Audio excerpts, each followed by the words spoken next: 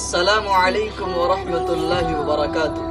ناظرین، آئیے آج میں آپ کو استغفار کا فائدہ بتاتا ہوں۔ استغفار، اگر کوئی انسان کثرت سے استغفار کرتا ہے تو اللہ رب العزت اس کو بخش دے گا، انہ کان غفارا۔ اسی طرح دوسرا فائدہ استغفار کا یہ ہے کہ مال میں، آپ کی اولاد میں اللہ رب العزت قوت عطا فرمائے گا، برکتیں عطا فرمائے گا۔ تیسرا فائدہ استغفار کا یہ ہے کہ اللہ رب العزت آپ کو باغات عطا فرمائیں گے جس میں کثرت سے پھل ہوں گے۔ اسی طرح اللہ رب العزت آپ کے لیے نہریں جاری فرما دیں گے جنت کے اندر، اور بھی بے شمار فائدہ ہے۔